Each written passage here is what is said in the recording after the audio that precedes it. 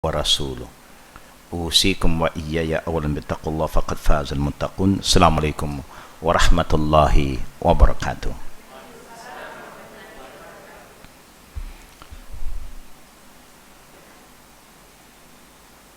Inshallah, to all the sisters, let us begin the day with our morning dua. Bismillahirrahmanirrahim. Alhamdulillahi Rabbil Alameen. Allahumma salli ala Muhammad wa ala ali Muhammad kama sallaita ala Ibrahim wa ala ali Ibrahim innaka hamidun majid.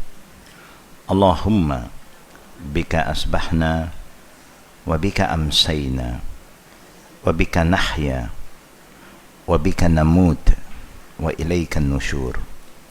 Bismillahirrahmanirrahim. La yadurru ma'asmihi syai'un fil ardi wala fis sama'i wa huwa as-sami'ul alim. Raditu billahi rabba wa bil islami dina wa bi Muhammadin nabiyya.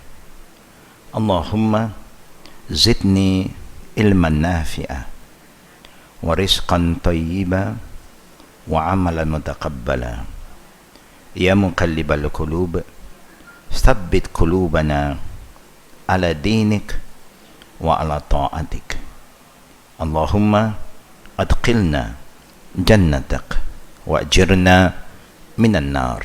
Rabbana atina fid dunya hasanah wa fil akhirati hasanah wa qina azaban nar. Wa sallallahu ala Muhammad wa ala alihi wa sahbihi ajma'in. Alhamdulillahi Rabbil Alamin. Amin ya Rabbil Alamin.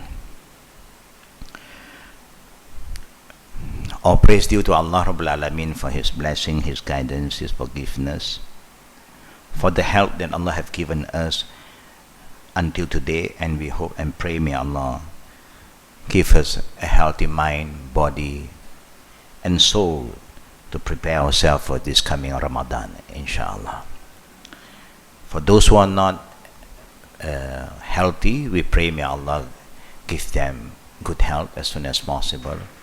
For those who are healthy and those who are traveling, we ask Allah to make their journey a safe one until they are back home, to continue with the fasting, inshallah. We have sisters, families, or jama'ah who have left for Umrah. Maybe they would like to perform Umrah in the month of Ramadan and they'll be back soon. May Allah give them a good Umrah, and also may Allah subhanahu wa ta'ala grant them all the reward that Allah had prepared for them in the month of Ramadan. Ameen. To all the sisters, again, before we continue, allow me to convey the salam from our brothers, the Jama'ah and the sister in Batam, Indonesia, and also from Philippines. They convey the salam from the FMSA, Federation of Muslim Student Association from Philippines. They have been very active. They just finished the conference, pre-Ramadan conference, preparing for Ramadan al-Mubarak. This is what we always do in our classes before the big event is going to take place. Like Ramadan is a big event for the Ummah. It's not just like a normal month. It's a month where every Muslim in the whole world is waiting for this month. For the believers, we have been waiting for almost 11 months already. Alhamdulillah, with Allah's mercy, we are able to fast again. It's a blessing. But what Allah Rabbul Alameen always remind us as believer in Surah Al-Hashar, just my muqaddimah, Ya ayyuhallazina amanu kutiba alaykumus siyam kama kutiba ala allazina min qablikum la'allakum tattaqun. And in the Surah Al-Baqarah, in Surah Hashar, Ya ayyuhallazina amanu taqullah wal tanzur nafsum ma qaddamat lighadin wattaqullah innallaha khabirun bima ta'malun. The first ayah, Allah reminds us about as a believer to prepare yourself for Ramadan. then Allah have make it compulsory upon the believers, so that at the end of the day, our iman will increase. We are getting closer to Allah Rabbul Alameen, physically, mentally, and spiritually, inshallah. Ameen. And other ayah, Allah said, "O you who believe in me, be faithful to me, then always prepare and look into yourself. What have you prepared for your tomorrow?" Now, this ayah involves everything in our life. Anything you want to do in life for the future, you must prepare today. All the good deeds that we want to do, normally, sometimes the test from Allah Rabbul Alameen, are you going to wait until Ramadan only you start to do good thing? Are you going to wait for Ramadan only you want to be a better person? If we know that we are going to live until Ramadan, fair enough, you can take that risk. If you know. But no one knows when we are going back to Allah. So you must be alert. When Allah said, look into yourself, what have you prepared for tomorrow? It's not until the month of Ramadan. Only you want to do all the good things. The minute you know that you can do something good today, you do it. Because tomorrow we do not know what's going to happen. That is what Allah always alert all of us.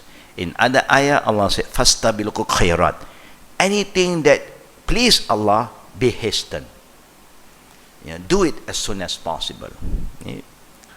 It's just like fasting. If you have missed your fast for 2016, if you do not do it fast, the best time is in the Shawwal. Shawwal will be the best, because the environment of Shawwal, still the fasting environment is still very strong, because a lot of people are still fasting Sunnah Shawwal for those who have completed the Ramadan. So it do help, but as you prolong, you delay, you'll find it more difficult. You see? So anything good, please don't delay, because Allah Rabbul Alameen is testing all of us. The Satan like us to delay. Take your time, don't worry, you have good heart, you have good intention, no problem. The shaitan gives you that kind of idea just to delay all the good thing that you can do today. So tomorrow you'll be busy again, you forget, and then that is what happened in life. Anyhow, Allah Rabbul Alameen, who love us so much, keep on reminding us, keep on encouraging us to do so many good things. But remember, anything you do, if your intention just for that particular reward, if your intention because you want that reward, you will only get that reward. In the time of the companions, they don't do for the reward. But the Prophet encouraged them, but they do just to please Allah. Ibtigha'i mardatillah. That is the highest intention. Ibtigha'i mardatillah. That means everything I do, I only want to please Allah. How much Allah want to give it to me, He accept my deeds or not, I leave it to Allah Rabbul Alameen. I know Allah will never ignore any good deeds that we do that is been done purely to please Him.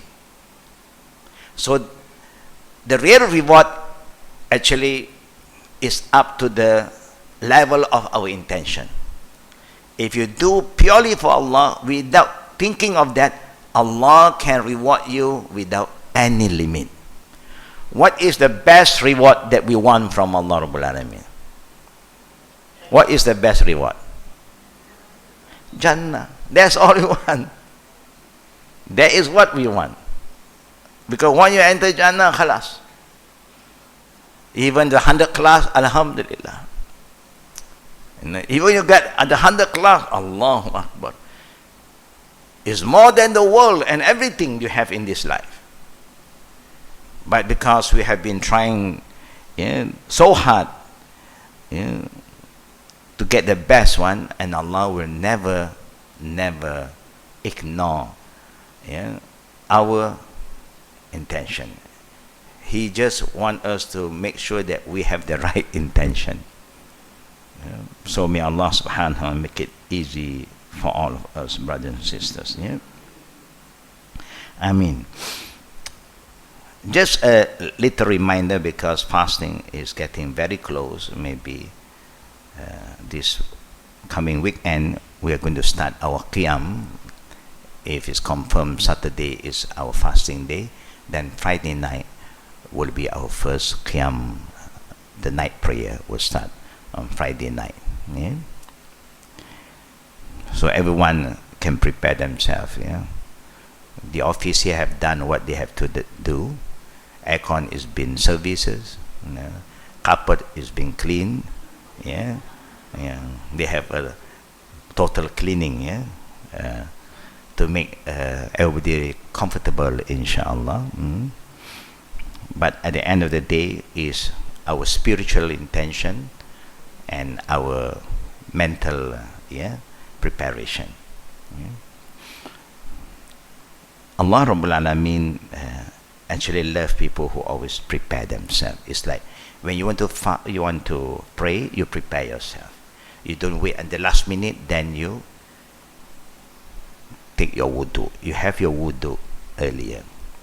So this coming Ramadan, few things that I like to alert the Jama'ah. First thing, don't miss the opportunity to make dua. The best dua that will not be rejected by Allah is 10 to 5 minutes before breaking of fast. That is a crucial area, because that is the time we are preparing for the breaking of fast. We are preparing for iftar. So if you want to prepare, of course, we have to prepare for iftar. But all of us are aware, iftar is not dinner. You are not preparing for dinner. You are preparing for iftar. And iftar is so simple. Dates. Ramadan is known for dates in Malaysia. The Prophet eat dates every day. We eat dates in Ramadan. Never mind, because that's when dates become very popular. So you have dates. If you are not used to date, you take fruits, something soft, sweet. Soft and sweet. You can take bananas, papaya, anything sweet. And then liquid, drink. That's all. That is the spirit of iftar. When you go for nasi lemak, martabak and all this, you are knowing you are not iftar anymore. You are having a pre-dinner. Don't do that. Just adjust yourself, because you need to spend 5 minutes or 10 minutes before iftar to pray, to ask Allah for whatever you want in your life. And what is the important thing when you want to ask Allah? Something that is simple, like what I just shared with you in the beginning of the class sometime. Ya muqalbil qulub, thabbit qulubana wa qalbi ala dini wa ala ta'atik. This is also very, very important. Ask Allah to make our heart rest, to have inner peace with Allah. There's always a lot of trial and problem in life, but when you have peace in your heart, you have peace in your life, inshallah. You think very positively. You don't have time to entertain a lot of bad things anymore. Negative thoughts, you have no time. Why? Because that is not going to help you.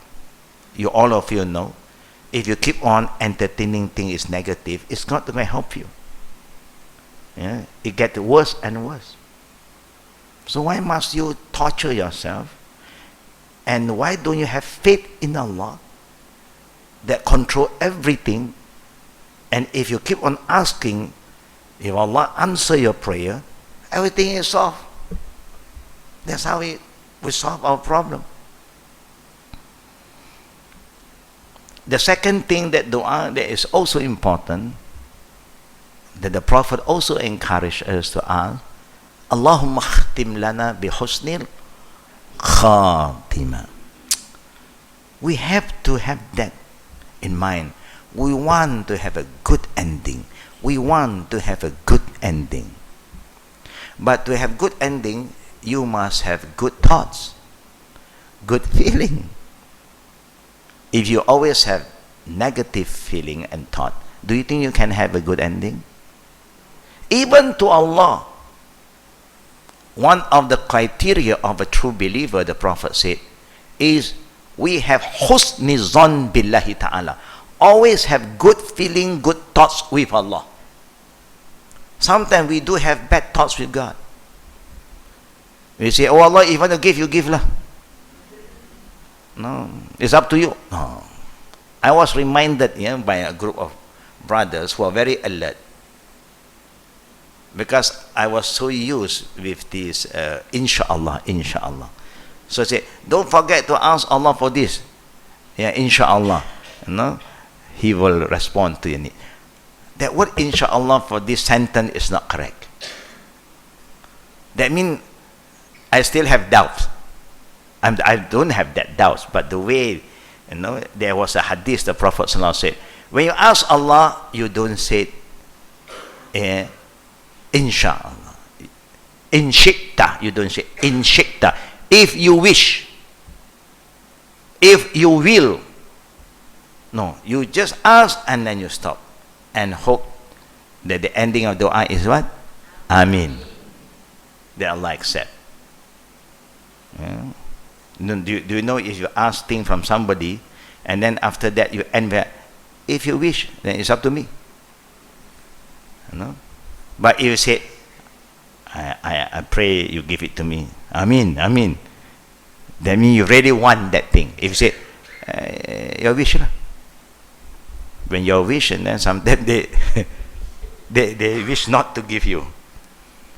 This is very important. Yeah, ask Allah for a good ending. But we have been asking Allah for a good ending, but sometimes we contradict ourselves because we don't have good thoughts and good feeling. Yeah, just have good thoughts and good feeling, inshallah. Allah loves people who have yaqeen. Yeah? And again, when we talk about funerals, the beauty of this topic, my nation, my people don't like to talk about this. They say, when you are alive, don't talk about death. No? Just think about living. But because we know death is yaqeen. Waqbud rabbaka hatta ya'tiyakal yaqeen. In the Quran, Allah said, worship Allah means be connected to Allah, because worshipping is to get you connected to Allah. Worship your Lord with Allah Rabbul Alamin until yaqeen come to you, means until death come to you. That's why we are preparing ourselves every day, learning the deen and also preparing ourselves. And the beauty part of our religion, all of us are aware, Allah subhanahu wa ta'ala have said, Al-yawma akmaltu lakum dinakum. Yeah, Allah have said, Al-yawma akmaltu lakum dinakum wa tamamtu alaykum ni'mati wa raditu lakum al-islam dina. Today I have perfected my religion for you. So our religion is so perfect. Everything is ready-made. We just learn, understand, and follow. That's all. But we know the trap of Satan. Satan have a lot of planning. If he want to stop you from fasting, you insist to fast, then he know he can't stop you from fasting. But now he is going to encourage you to do a lot of things that will what? That will destroy your fast. That will invalid your fast. Now the Prophet did mention, when you are fasting, it is not that Allah want to stop us from eating and drinking and torture us. Yeah. But that's why the Prophet said, إِذَا لَمْ يَدَعْ قَوْلَ الزُّرُ وَعَمَلَ بِهِ لَيْسَ لِلَّهِ أَنْ هَاجُرْ أَيَّدَعْ طَعَامَهُ وَشَرَبَهُ. If a person just stop eating and drinking in the fasting month, only they fast without food, without drink, without having relation with your wife or their husband in the daytime, but they did not stop their tongue from lying, cheating, gossiping, backbiting, and do all the haram words, speech. Allah have no need to that kind of fast. So fasting is not just stay away from that, but the most important is control your tongue. Yeah, now you don't use tongue, you use your finger, because you have all the internet. Yeah, all the messages is going on, internet is going. So you also, the new technology, you say tongue, now shaitan give you idea. You are not using your tongue anymore. You are not talking. Finger. Yeah, you must know how to use your finger. Yeah? Use the finger to read, to look at the Quran, read the ayat. Alhamdulillah. Yeah? Then just ping all the messages that Allah only knows what is happening to all of us today. Yeah? We know that, brothers and sisters, one of the things that can destroy all our deeds without we realizing is when we involve in innovation. You know what's innovation? Eh? Good. The Prophet has said, Man amila amalan laysa alayhi amruna fahuwa raddun. Don't take this command of the Prophet lightly. Whoever do an act of ibadah, an act of worship that was not taught by me, neither I taught my companion, neither my companion does it, and you try to be smart, and you say there's nothing wrong, I have good intention. That is what Satan loves most. Like how he have misguided the people of the book, Yahud and Nasara. This is what happened to them. They have abandoned their book. They have abandoned the teaching of their prophet. And they come up with a lot of innovation, a lot of new thing that was not written in the book. And they said, it's okay, it's okay. And it's happening to this nation again. And that's why the Prophet ﷺ said to us that we will come to a time that we will follow the footsteps of others. If they will jump into a lizard hole, you will jump into the lizard hole together. So the companion asked, who are they? Are they the people of the book, Yahud, Nasara? If not them, then who? If you are not being guided from the beginning, you just follow the tradition, you are not included in this hadith. This hadith is to those who know what Allah wants them to do, what the Prophet have taught us, but they still ignore that and entertain what is not been recommended. This is the way Satan traps us. Give us the good feeling, you are doing something good, no problem. The important thing is your intention. Your heart is good. No. Your intention is good to not give you the license to do anything that is not taught by Islam. If you want to consider it Islamic. Anything Islamic must be guided. It must have reference. If I want to say this is Islamic, where is my reference? If there's no reference, this is my opinion. Fair enough. This is my feeling. No problem. Yeah. We know what is happening to us lately. A lot of messages going on about you do this, you get how many, all that how many, only Allah knows. Yeah. They give you all the encouragement, recite 800 times, 1,000 times. Do what the Prophet wants us to do. Alhamdulillah. Now let us come back to the book. We are preparing ourselves for many things, and this is also telling us if something happened to any of our beloved one, our family members. We are still talking about what? About mourning. Yeah? Now we go to page 54. That's why I'm saying Islam is so beautiful. Everything is being mentioned, Islam do allow us to mourn, to feel sad when our beloved pass away. You should feel sad. But there is a limit in everything. Growing the beard as a sign of mourning. Growing the beard is an obligation for all men. Sisters must remember that. Some young men have to shave their beard because they want to get married, and they don't like a beard son-in-law. You should be very happy if he want to be a real man. But if he have no beard, then he don't have to put anything. He just be himself. But if he have the beard, it's good for them to keep the beard. It's an obligation for all men. However, many men use their beard in a controlled manner, saving it as a sign of joy.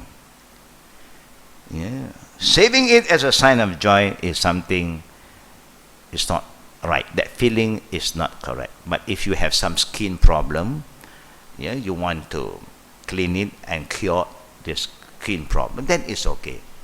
But the rest you must be keeping it in a proper manner, keep it clean, tidy, of course, and letting it grow for a few days as a sign of grief.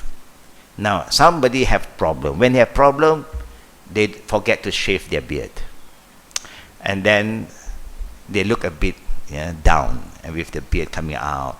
And that kind of beard is not a wajib. That kind of beard is not wajib. The beard that is wajib is you keep it with the knowledge that you follow the command of Prophet Muhammad sallallahu alaihi wasallam. But there are people who, when they are down, they have problem, they also keep their beard. It's like there are a lot of people who have problem, they also fast. The protest fast. In the prison they fast to protest. That kind of fast is not what Allah wants. Allah wants you to fast for His sake. This practice is an obvious deviation from the Prophet's teaching. When you say the Prophet's sunnah, brother and sister, always remember, you have Prophet's hadith is his saying.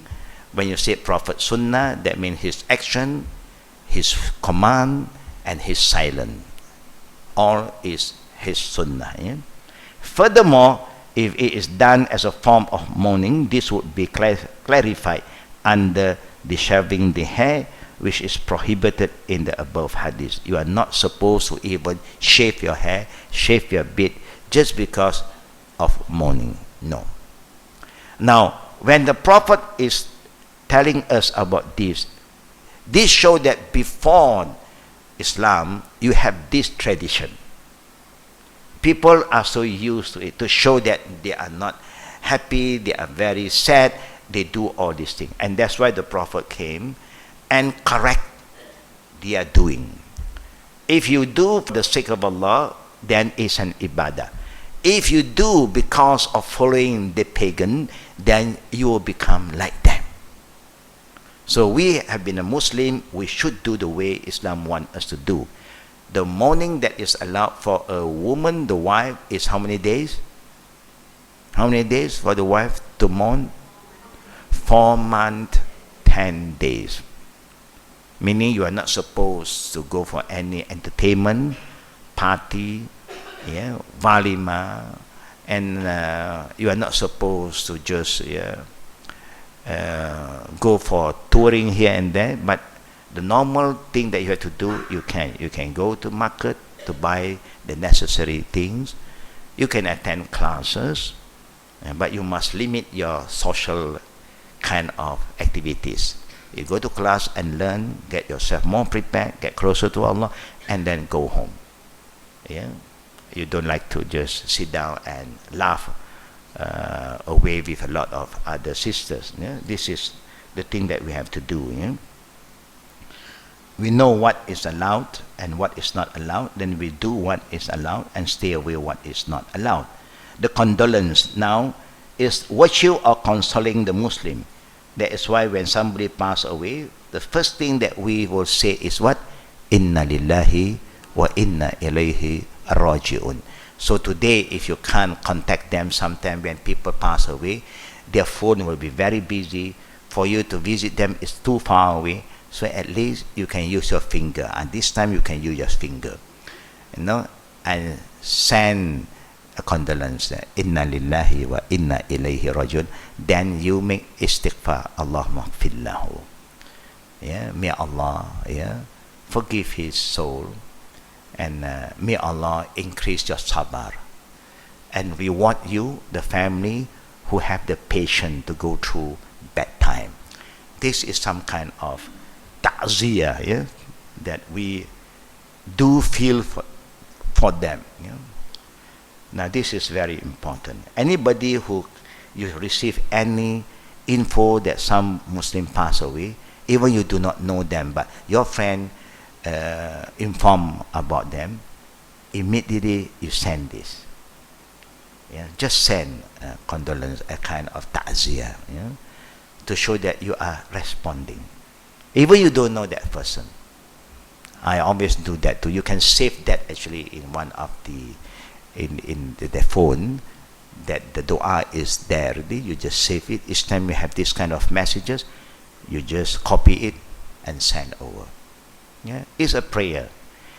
It's good for you because it reminds you about death. Each time when you make this kind of condolence, it also reminds you about death, and also it reminds you about your responsibility towards a fellow Muslim.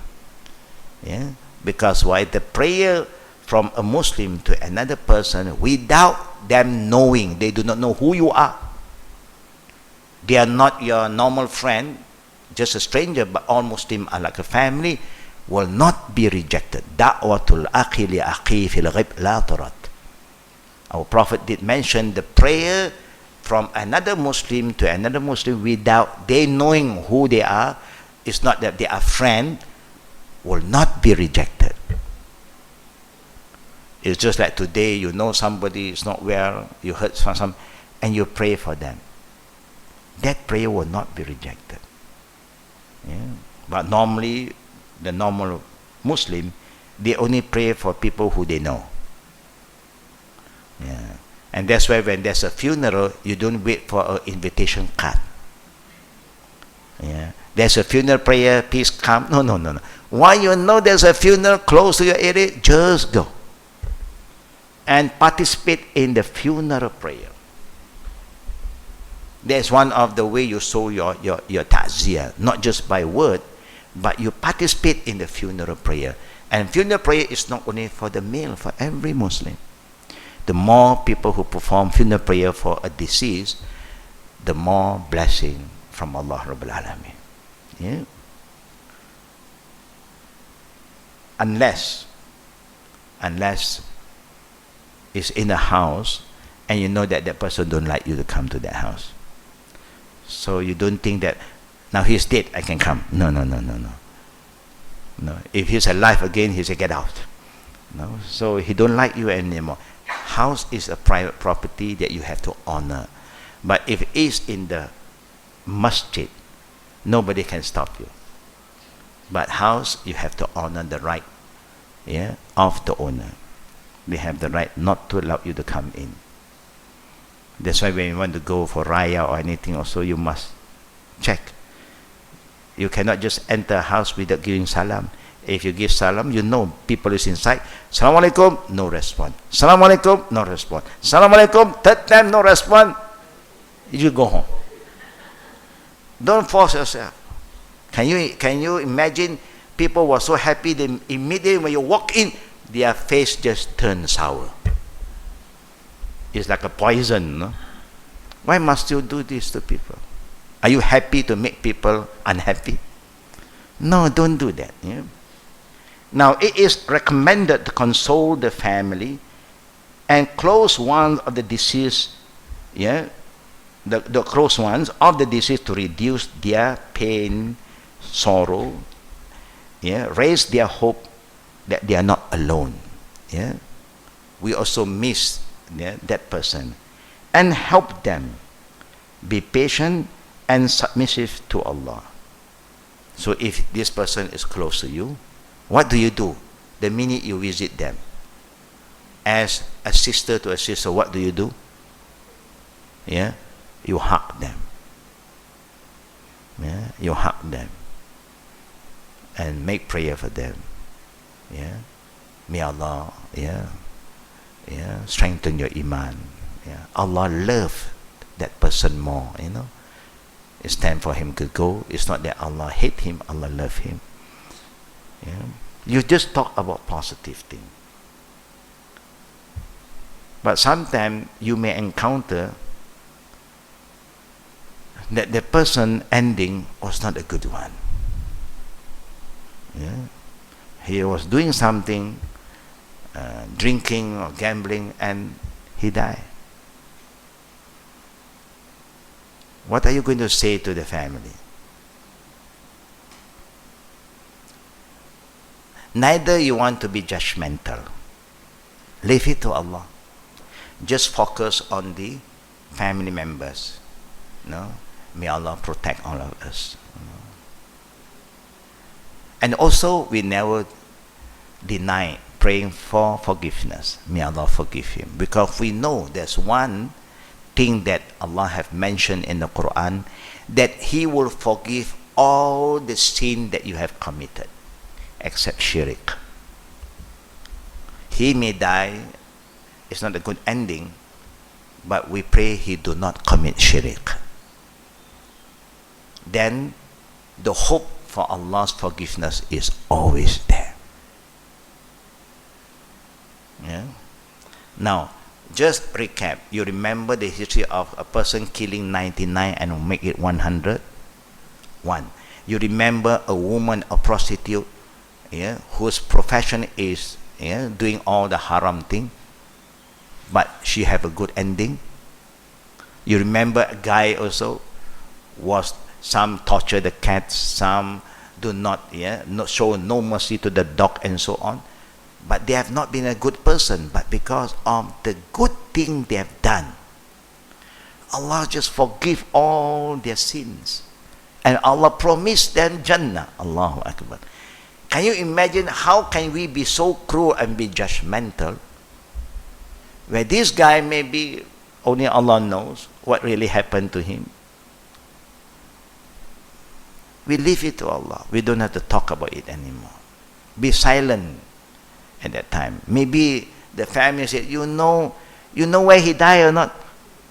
You say, may Allah forgive him. May Allah protect us. That's all. You don't go and plus again. And then you go and talk, that guy, he died like this, no. You don't talk anymore. You just, because the Prophet said, La tasubbul amwat. You are not supposed to talk and gossip about the dead person. Finish. His life have end. Whatever he have done, leave it to Allah. It's not good for us, but there's nothing good to recall all the bad thing. Nothing good to recall. Just try to talk about the good thing if you remember. Everybody have some good side, and also they have their bad side. Is that easy, sisters, to talk about good? Yeah. Do that. Anything you can remember the good thing, just talk about the good thing. It's like our children, we love them so much. If they are doing something bad, we also do not want people to talk bad about them. That is not the way to say ta'ziyah. Now you are gossiping, you are hurting the living now. That's why even not yet believer pass away, you cannot show your dislike. Leave it to Allah. Why? Because you want to save the one who is living. Show them that you care, that now they trust you, they are close to you, so later on you can do da'wah to them. You can do da'wah to them. Yeah, it's a not yet Muslim. Even the Prophet, when a not yet Muslim passed away, if the funeral will pass in front of him, he will stand up to show some respect. For what? So that he can get closer to the family members. We are here not to curse anybody. No? Now, help them to have patience, hug them, strengthen their iman by reminding that everybody is from Allah. We have to go back to them, to Allah sooner or later. This is best done by saying things from the Sunnah, but may also be accomplished with any good words that serve this purpose, without conflicting with the Shara. Sometimes the family member will be very down. Do you know where he passed away? Do you know what happened? You don't prolong that discussion. Cut it off. Just say to them, Allah knows best. We must have good feeling now. You have children to take care. We don't want your children to remember that too. Then later on, you must try your best to find a better way to share that news. You can just make it very clear. Actually, we do not know. Maybe it so happened that he was there. Maybe he was at the wrong place at the wrong time. Maybe he don't do anything. He's just be there. Sometimes it may happen. People are there because Allah qadar that you have to die there. It so happened that your friend was doing something bad. You may have the good intention to go and advise them, talk to them. They don't come to you, you go to them. And then you die at that place. Can you say that there's a bad ending? Can you say that there's a bad ending? When his intention to go there is to talk to his friend, to do da'wah to his friend. Can you say it's bad ending? If you don't know, you become judgmental, you say it's bad ending. That's why in many things in life, you have doubts. If the person is still alive, if you want to know, you just go and ask that person. If not, you don't create doubts. I normally inform my student before, remember, I have a lot of friends who are not yet Muslim. My family members who are not yet Muslim. My cousin brother, my nephew who are not Muslim. They may be in one bad area and suddenly they call me. Uncle, can you come? We need some advice. We have a friend here like this. What will I do normally? It depends. If I have free time, I may go. And suddenly I went into the nightclub. So it happened you all was walking around that area, and you were talking to your friend about my stars, my shit. Suddenly your stars come out. Stuck. What are you going to say? Wow. You don't know what to say anymore. And then you start to hide a bit. You are shy. Neither you come and give salam to me. You just hide and say, why? And then I'm holding a young lady. They're yelling, it's my niece. I went there to save her from the problem. But you do not know. What is going to happen? So there's something you have no right to talk bad about anybody. You don't have right. If you have doubt, you clear the doubt with that person. Don't go and ask other person. Hey, I saw yaga. You see the thing is going to viral again. Why are you going to do that? Why are you going to create unnecessary? You see me, you just give salam. Or maybe that is not me, another person. Look like me. Oh, no one knows sometimes. This is just an example. It's very, very important. Very, very important example. I know we feel sad, but you have the right to ask.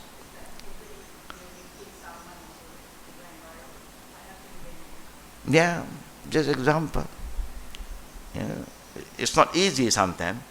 People can be very judgmental. You must know why I go. You can ask me. Then this is my niece. I give you one simple example. When my daughter was staying in Mecca, learning and helping the Jaliyat, helping the non-Arabs who become a Muslim, the Filipinos, the Thai, they have the Jaliyat in charge of women and in charge of the male. So my daughter was with the female group. So when I went for Umrah or Hajj, I'll call her and then they'll come and see me. And when they come, of course, my daughter is a loving daughter. She will hug me. When we walk, we'll hold hand. And suddenly I have my Jama'ah also with me. So Jama'ah, I went into the lift. We are going up to our room. And then now the Jama'ah just came in. They just look at me, quiet. Just an example. They're quiet. It's so easy, for them just to ask.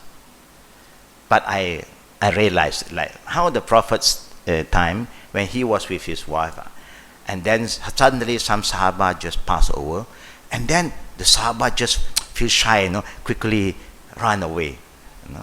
Prophet called them back. This is my wife. So, but when I said to the Jama'ah, this is my daughter, I thought Ustaz have the second one here.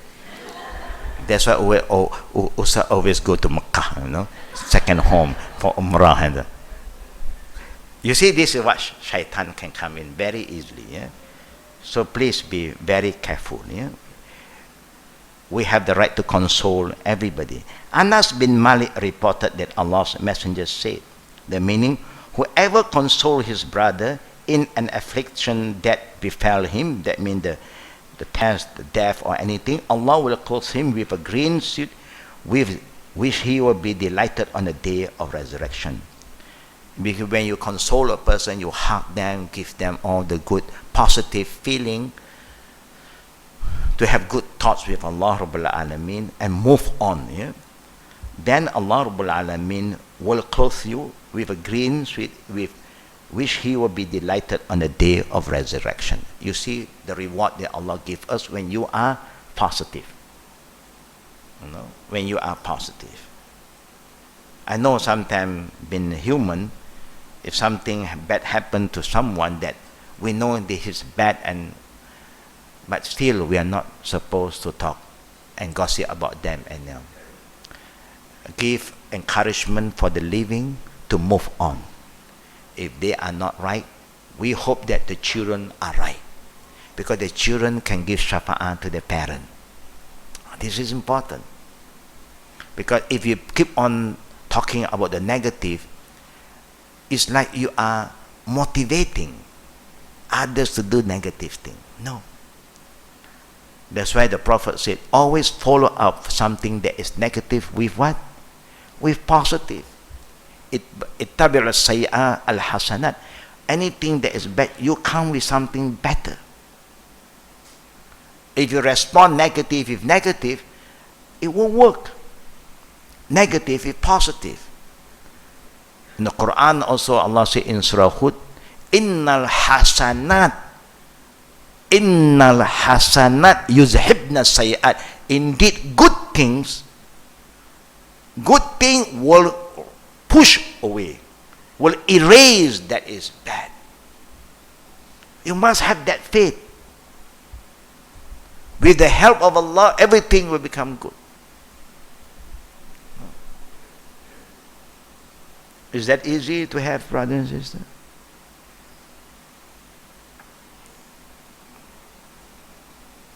Inshallah, when you ask Allah to help you, you're feeling very difficult. About our feeling very difficult, to control. Only with the help of Allah. That's why we must ask Allah for help. Don't think that you can do by yourself. Being human, we have all this worry. uncertainty. Yeah, we have all this doubt, and we love to entertain all these things. Even we are learning, but we still entertain. The next one, a show of kindness and concern. Offering condolence to the afflicted Muslim is an important expression of kindness and concern among the Muslims. This was best displayed by our Prophet sallallahu alaihi wasallam. Qurra al-Muzani radiallahu anhu reported that when Allah's Prophet sallallahu alaihi wasallam sat in the masjid for teaching, when he was giving a class, tazkira, ta'lim, a group of his Sahaba would sit with him. Normally, the Sahaba would come close to him.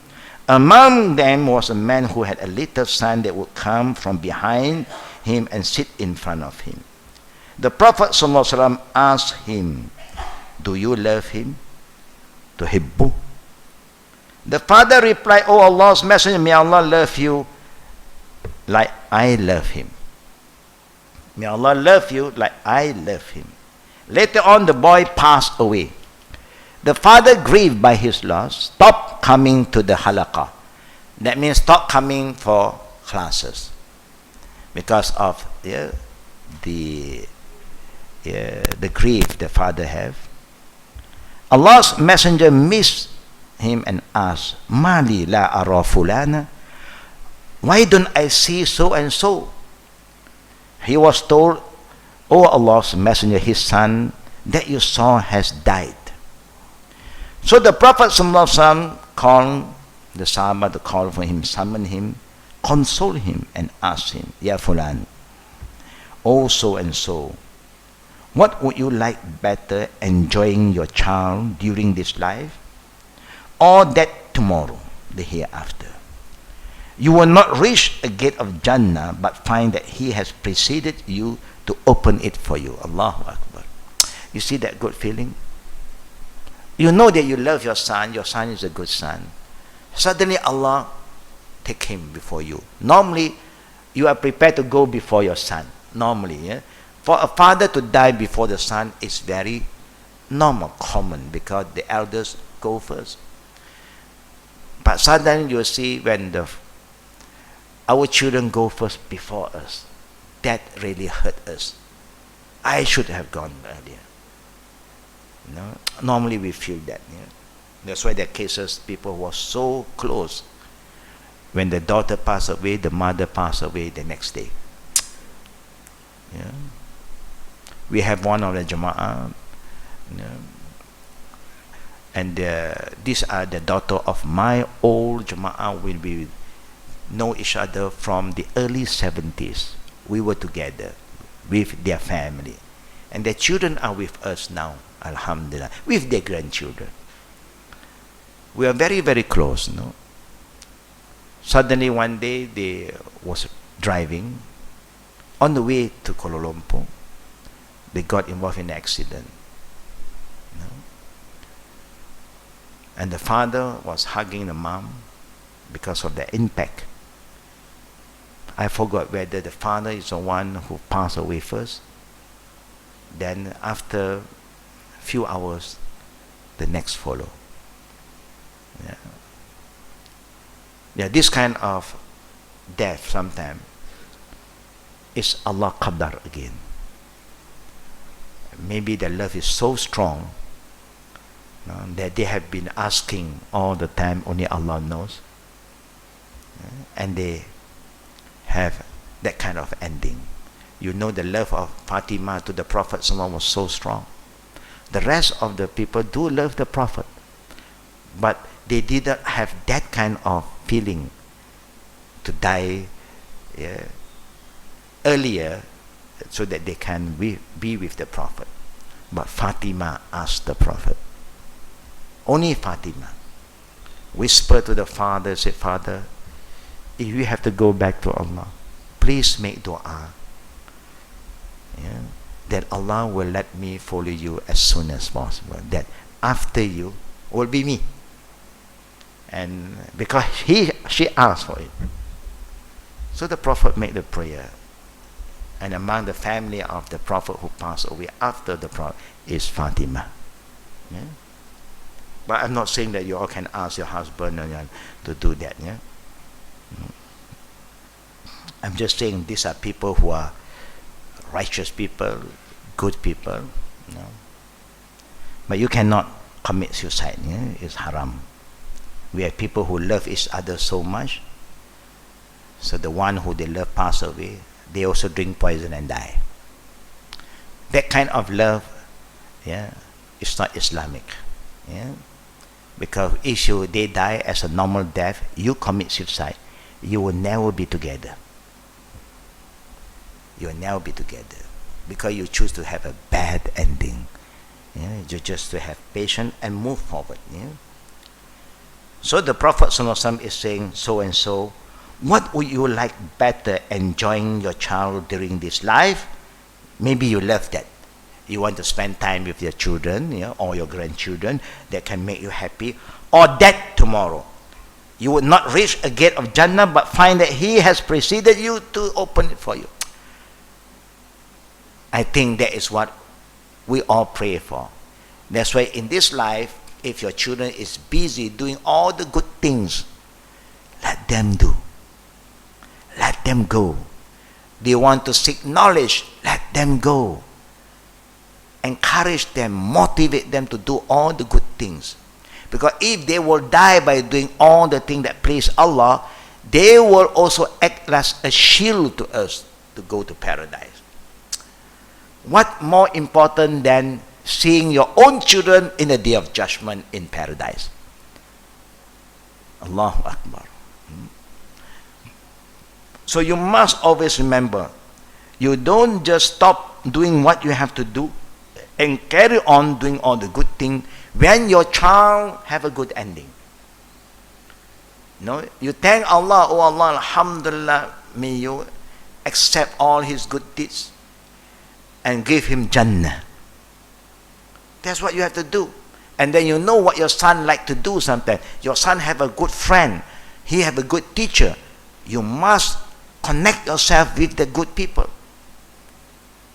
So that when the teacher is teaching, the teacher will remember, oh, this is the father of so and so.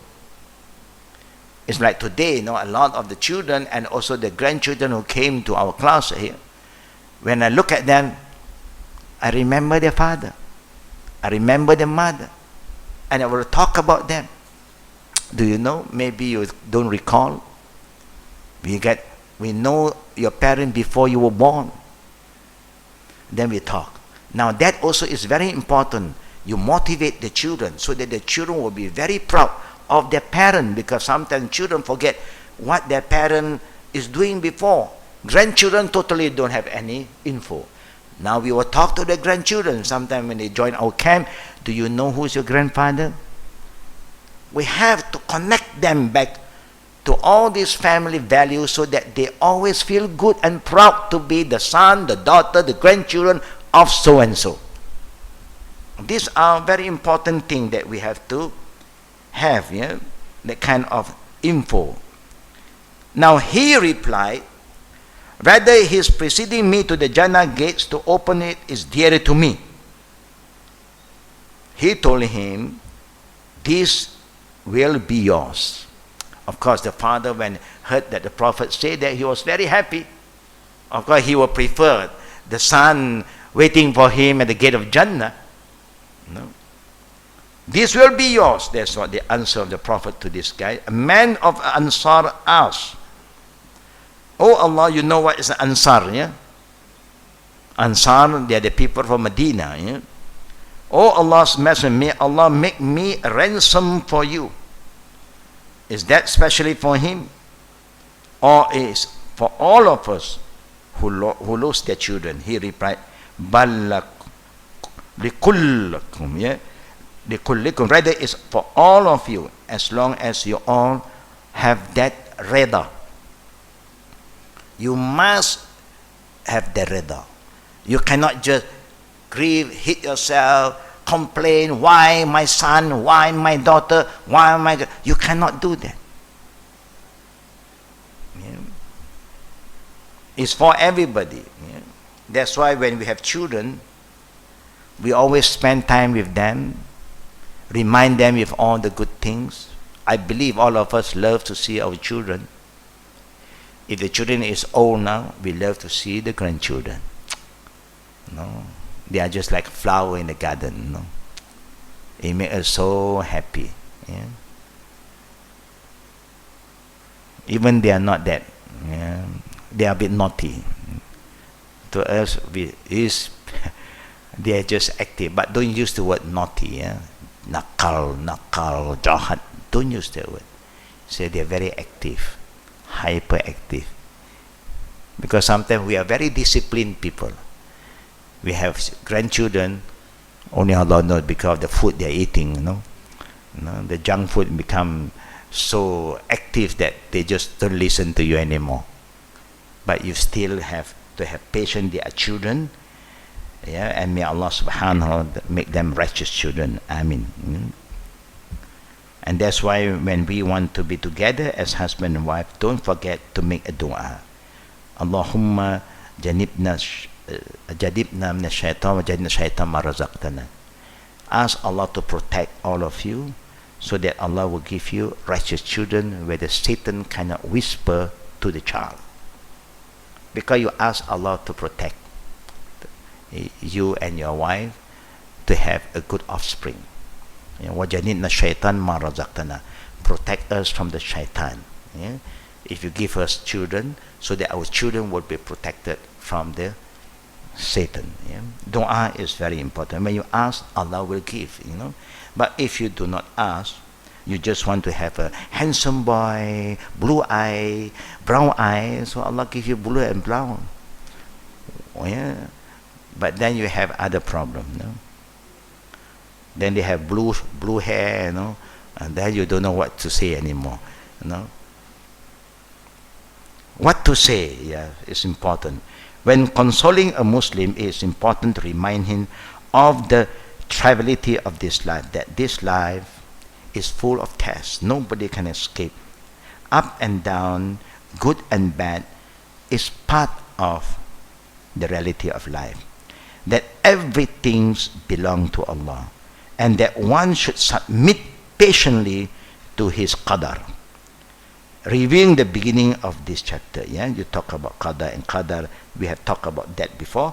It is also beneficial to make him hopeful of Allah's mercy toward the beloved one that he loves, and that inshallah he will be united with him on the day after which there is no parting, a day that you will not be separated anymore. This world, you are going to be separate sooner or later, whether you like it or not, either because of work, either because of other things, because this world is temporary.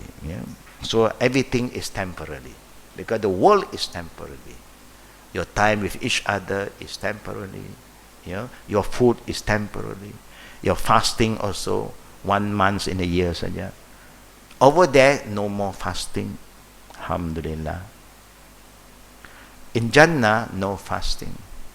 In Jannah, no more namaz 5 times a day. In Jannah, no more giving sadaqah. No one need any sadaqah from you. You don't have to worry. In Jannah, nobody will make you unhappy anymore, because everybody who's in Jannah will be just smiling and happy. No heartsick anymore. In Jannah, no headache. In Jannah, no toothache.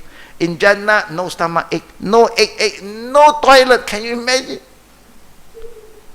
That is Jannah. Allahu Akbar. It's a beautiful place. Osama bin Zaid reported that one of the messengers, Sallallahu Alaihi Wasallam's daughter, sent someone to summon him because a child of hers was dying. He, Sallallahu Alaihi Wasallam, told the envoy to say salam to her and tell her, Inna lillahi ma akhadha. Inna lillahi ma akhaz wa lillahi ma'uti wa kulli shayin indahu li'ajli musamma falyastasbir faltasbir wal taksib. To Allah belong what He took, Inna lillahi ma'akhadha, and to him belong what he gave, and he is the one who gave.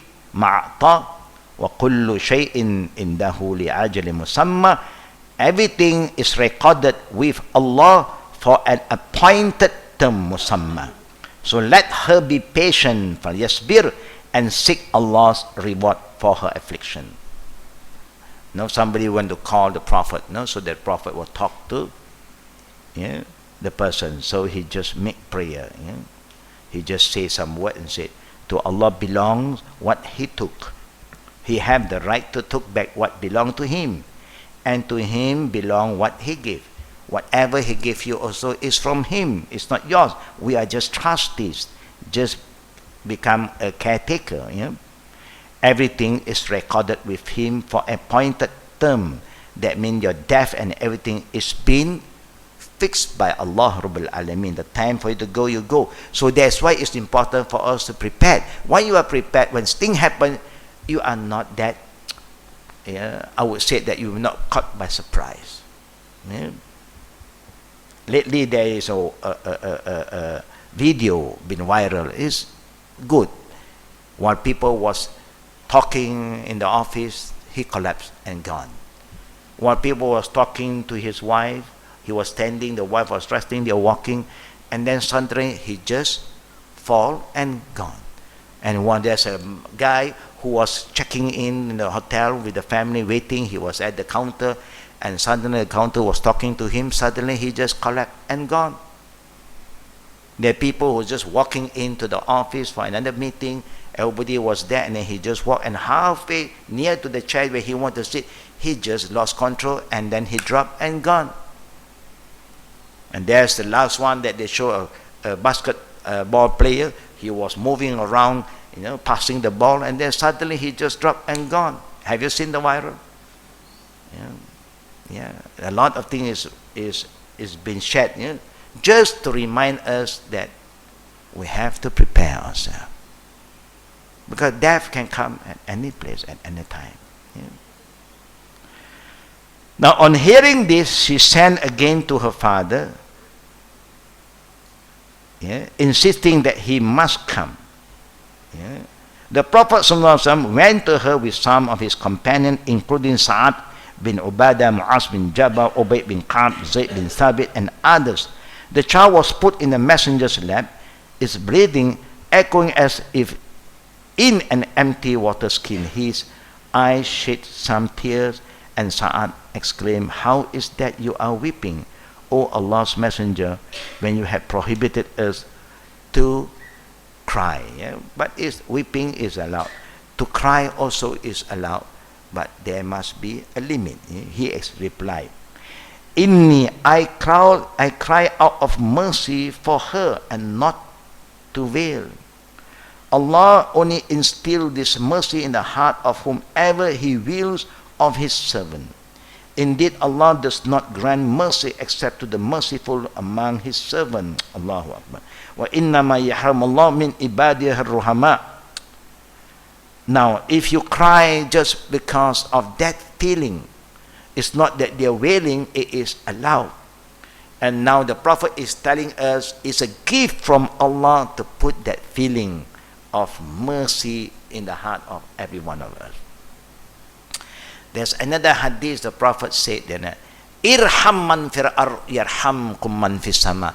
If you want the one in the heaven to shower His mercy down upon you, you must show mercy to the creation of Allah. That's why we must show mercy to the creation of Allah, especially human. If you look at what happened before, people worship heroes. They say these are great leaders, but these leaders have killed millions of people, and we say they are heroes. They have destroyed all the innocent children, mothers, all the old people. They just kill them without showing any mercy. And they even said that because they are black, they don't deserve to live. We are white. This world is only for the white. These are leaders. where we learn about their history and talk so good about them, but later on you go back to the history again, you'll find how cruel these people is, how inhuman these people is. But those who do not know, also they are heroes. They are all killers. They terrorize country, the weak. And we, as a Muslim, was taught by our Prophet to show mercy, even to your enemy. One day, surrender, you must show mercy to them, dress them, feed them, attend to their needs. If you can't serve them anymore, free them so that they know how to survive. It's like animals. You can feed them, feed them. You can't feed them, the animal in the zoo. No sponsorship anymore. But they have to survive. What should you do? What should we do? Bring them to their nature, to their fitra. And then let them free. They will know how to survive by themselves. This is an example. You have no right to just keep them, and you can't feed them, and then you let them die. In the best, not in the best manner, in the worst manner. You remember, somebody will go to hell just because of that. Because of what? A dog, a cat. Because of a dog and a cat. Can you imagine if you will torture a human? You deprive them from food and drink. You prison them, torture them. Even to animal you go to hell. How about human? This is an example. Show mercy. If you have helper at home, should you show mercy to your helper? Show mercy. Give them enough food, enough rest. Show mercy. That's why the Prophet said, Allah does not grant mercy except to the merciful among His servants. Commenting on this, Imam Nawawi said, the Prophet's consoling statement here is the best to be said for consolation. Always be positive. Buraidah bin Al-Hasib reported that Allah's Messenger used to look after the Ansar, the people of Medina, visit them and inquire about them. One day he was told that an Ansar woman was extremely grievous over the death of her only child. So Allah's Messenger went with some of his companions to visit and console her. And he said to her, I have been informed that you are sorrowful for your son. Ittaqillah, fattaqillah, wasbiri. Have taqwa of Allah and be patient. That's what the Prophet always remind the people who have been afflicted with all this musibah. Now see what said. She replied, how can I not be sorrowful when I am now childless, having no other children? The Prophet said, a true childless woman is that whose children remain alive, not offering them for Allah's cause. Whenever 3 children of a Muslim man or woman die and they seek Allah's reward for this, Allah will admit them into Jannah because of it. That means the Prophet is trying that true childless woman is that those who have children who are still alive, but they are not faithful to Allah. These are childless because the child is not going to do anything. He cannot help you. Neither you can help them because they choose not to follow the right way. Do you have children? Sometimes people have so many children, but these are doing haram thing, this one doing all the bad thing. Now, are you proud to have all your children with you, but they are very disobedient to Allah? But they give you money. They give you driver. They give you big house. But they do all the haram thing. How do you feel? Are you happy with that kind of children? Normally sometimes, yes. You are proud. Oh, my son is so and so. My daughter is so and so. But they go against Allah. They talk against Islam. They dislike the Islamic rule. What kind of children? This is the worst. Even you have, physically they are your children, they cannot be with you. If you are a good mother, it's really a big trial. You may cry, but they don't care. I don't know whether you're happy or not with that kind of children. But they give you money. They send you to tour and everywhere, first class. But if you think that is what kind of the children you want, then you are the poorest. Yeah? You are the poorest in the day. You have children, that children cannot benefit you anymore. And that's why Allah did mention, remember that your property and your children will become a big test to you, and they will become your enemy. Yeah. Prophet Noah have one child who go against him, Canaan.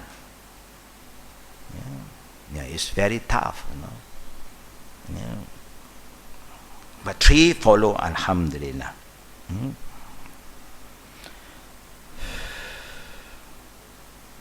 Omar radiallahu anhu was sitting on the messenger's right side, asked, may my father and mother be a ransom for you. How about 2 children dying? Because the Prophet talking about 3 children. How about 2 children? The Prophet replied, was none, also 2, no problem. 2 also can admit and help you to go to Jannah, to be a shield. We have also cited earlier that Allah's messengers said to console Salama when Abu Salama died. And we present in the next section of what he said in consolation to the family of his cousin Ja'far. Now there are many other hadiths talk about this. Even if one child, if you have only one child, if Allah Rabbul Alameen is going to bless your child, he died as a righteous child, he will be a shield for you, not to go to Jannah, because he won't say, oh Allah, I cannot go to Jannah without my father. Oh Allah, I cannot go to Jannah without my mother. So your upbringing must be good, inshallah. You will not regret. Teach your children how to read the Quran, pray, teach them how to fast. Yeah. If you know their children is very hard to wake up for Fajr, you have to wake them up. Sometimes you have children like that, after training them, teaching them, reminding them, still you have to wake them up. But you have to do that. And you have to wake them for sahur. Yeah. Remember, when you wake up for sahur, even your children say, you don't wake me up, mom, no, I'm okay. No, wake them up. Why? Fi sahur barakah. There's a lot of blessing. We hope that they will also get the blessing. Yeah? That's why we encourage people to bring the children for classes, for activity, because in that environment there a special blessing. So we want not only we receive the blessing, all our children have the blessing together. Yeah? Inshallah. So may Allah subhanahu wa ta'ala prepare all of us for this coming Ramadan, brothers and sisters. Don't forget 2 things. Number 1 is iftar. Before iftar, make prayer. And always when you ask Allah for things, brothers and sisters, don't be selfish in your dua. Don't me, all me. It's not good for you. You want your family, you want the jama'ah to be together. If you are here together in a class, you want to see all these beautiful faces again. Suddenly say, oh, mashallah, Sister Aisha, Ronald, Raida, Sister Khadija, Sister Fauzia, and all the good sisters, mashallah. Then you recall a lot of good memory. Inshallah, yeah. Because Jannah is huge. Jannah is huge. And may we all try our best, to forgive each other for the best, pray for the best, prepare for the best, and always prepare to do more in the month of Ramadan. We have a lot of activities coming up. Whoever like to join us in this activity, just let us know. We are sending our team now out to check the background of the poor and the needy, which their name has been sent to us, just to make sure that we have full record on them, that they are genuine people who receive, who can receive aids, bantuan, and so on, inshallah. So we'll keep everybody informed about the big days, but in the early of Ramadan, you will see, if you're here in the morning, there'll be a lot of people coming in already, and whatever we can contribute, we try to contribute to make their life better, inshallah. So if there are any question, now we open for Q&A. Fatafaddal. Any question from now, Sister Rohani?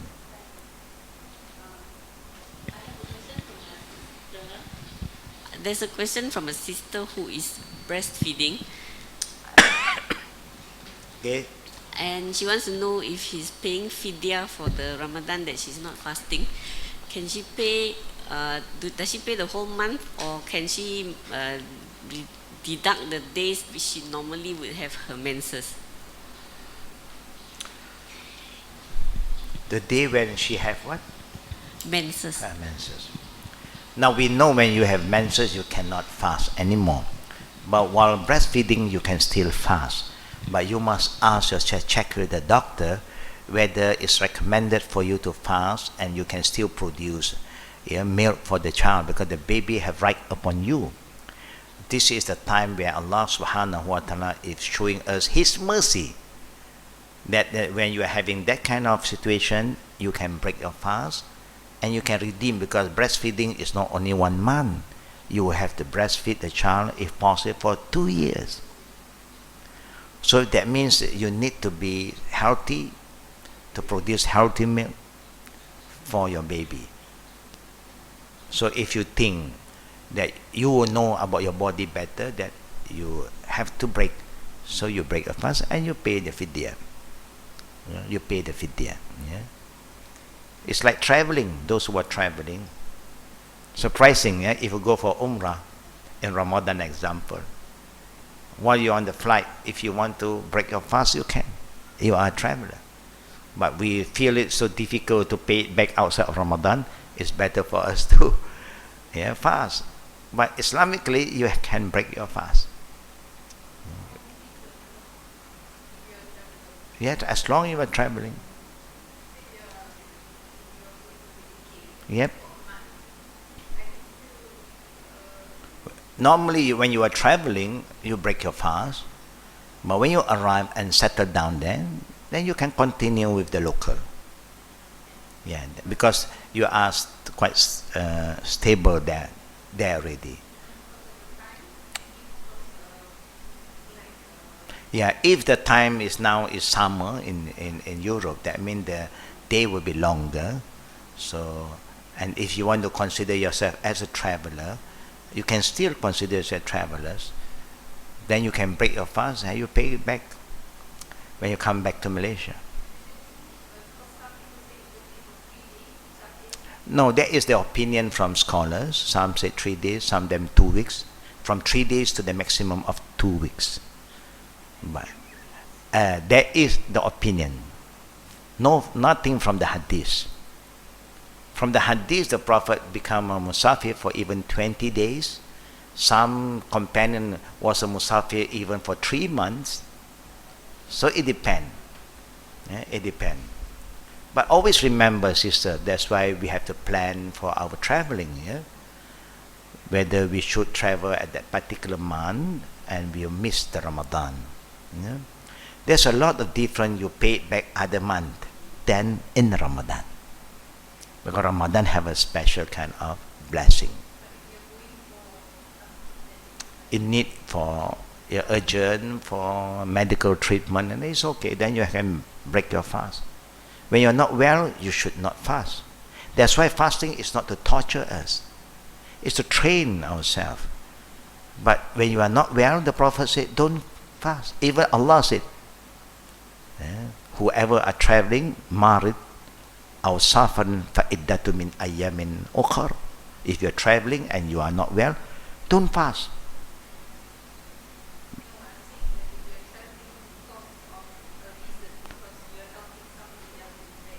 Yeah, no problem. You can travel. Fasting month is the month in the time of the Prophet they engage in war, because the enemy wait for that month. They know this is the month the Muslims don't eat, don't drink, then they become weak, they are not strong, but they underestimate the spirit of the Muslim. And Allah give them victory, yeah, always because they are doing everything for the sake of Allah. When you go there for a mission, you go there for a reason, it's okay, no problem. But the thing that is not good is the intention. The intention, I know as a traveler, I don't have to fast. I can break my fast. So Ramadan, I like to travel, so that I can break fast. That means your intention is not to train yourself. Yeah, it's a training for our own self. Yeah. It's like the people who say, fasting month, those who have money, they just want to travel, so they don't have fast, they pay fidya. No. Intention is important. Naam, Sister Fauzia. Salam rahmatullah.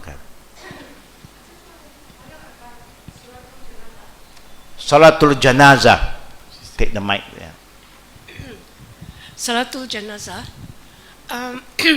If you know that somebody, a Muslim, a so-called Muslim, doesn't do the 5 pillars of Islam, when he or she dies, do you join the Salatul Janazah, or do you stay away?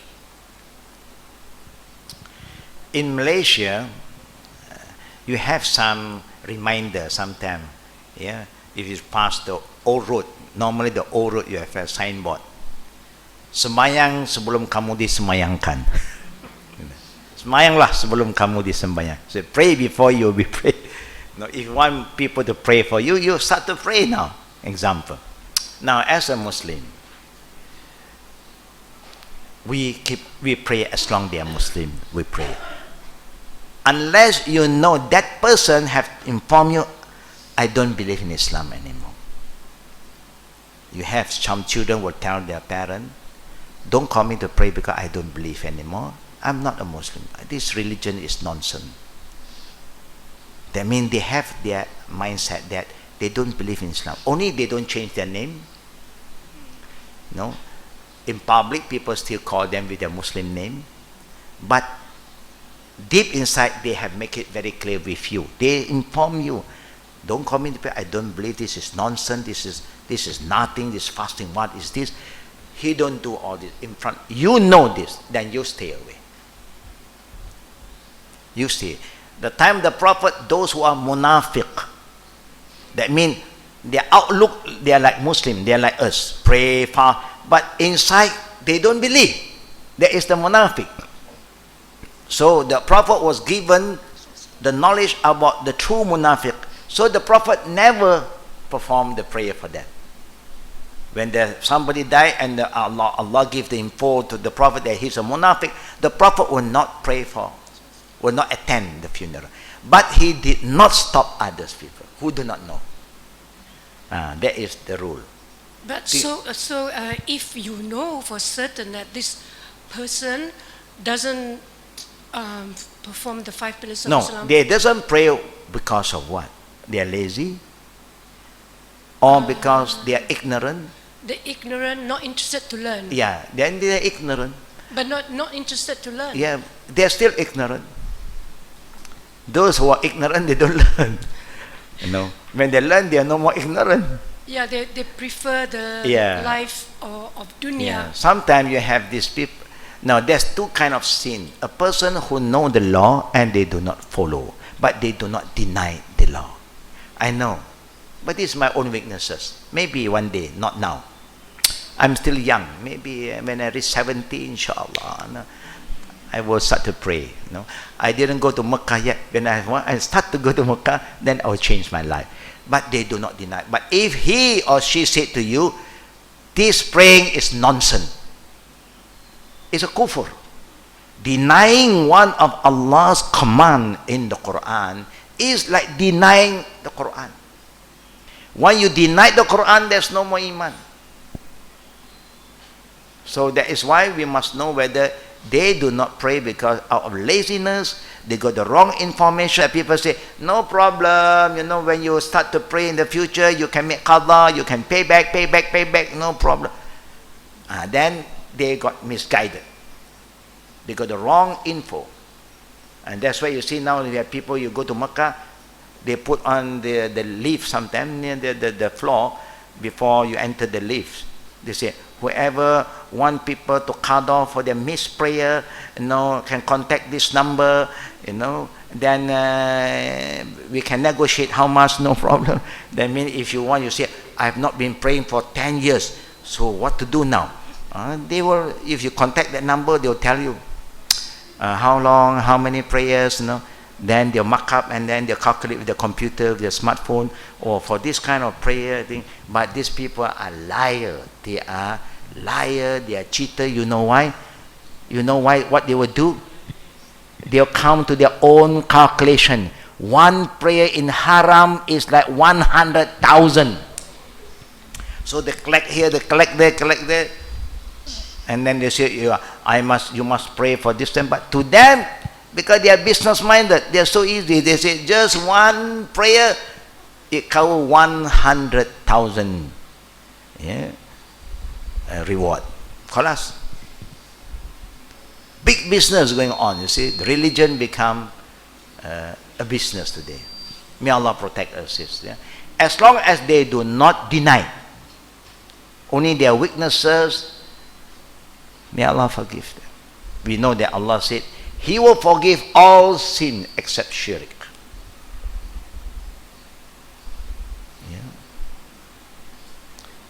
Now, any other last question? Now, sisters, two more. Okay. Assalamualaikum, Ustaz. Waalaikumsalam warahmatullah. The husband of a friend of mine has just passed away.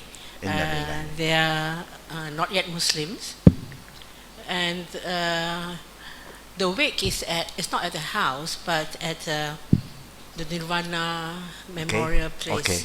So as Muslims, can you pay a visit? Can we pay visit to the Nirvana? I mean, not the house, but the crematorium area. Yeah. The Prophet never stopped us visiting it, but you don't have to go there alone because there's no value by going there alone. Yeah. If they need your company. I was thinking of visiting her after. That's good. Visiting the living one. Yeah. To show that then we do feel for them, But we are here for you in case you need any help, We are here. Yeah. In case I would like to go and visit, if they don't drive, you know how to drive. Can you drive me? Then drive them, no problem. Okay, second question is with regard to the wreath. Wreath, the flowers. Because friends are collecting, money for a wreath, to give to her family. As a Muslim, can we contribute to the to the wreath? living, yes. No, to the wreath. The bunga. Okay. All these flowers and so on. Yeah. No, we don't do that. You don't, okay. Even among Muslims, we don't do that. If you want, you will give the money to them for the living, the family. So this is some small contribution from the collection. Now, what they want to do is leave it to them. We can give it to them like that to show that we do care, because the living have to keep on living. When somebody passes away, sometimes you have a problem about property.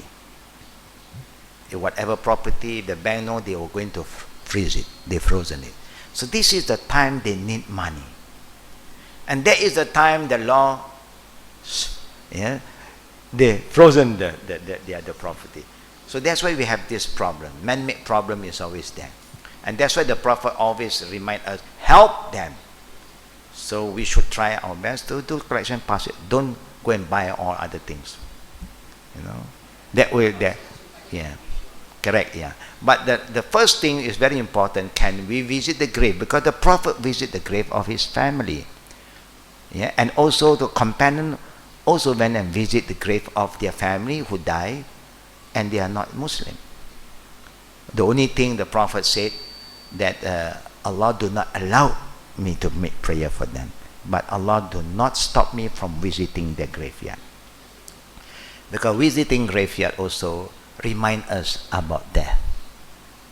But when you talk about people who are not yet Muslim, if they need your company, you can bring them along, no problem. Yeah, yeah. That's one of the way to do that, sisters, right now. Yes, Assalamualaikum, Ustaz. Waalaikumsalam warahmatullah. I was just wondering, for the death of a child in a miscarriage, is it considered same as a child who's died?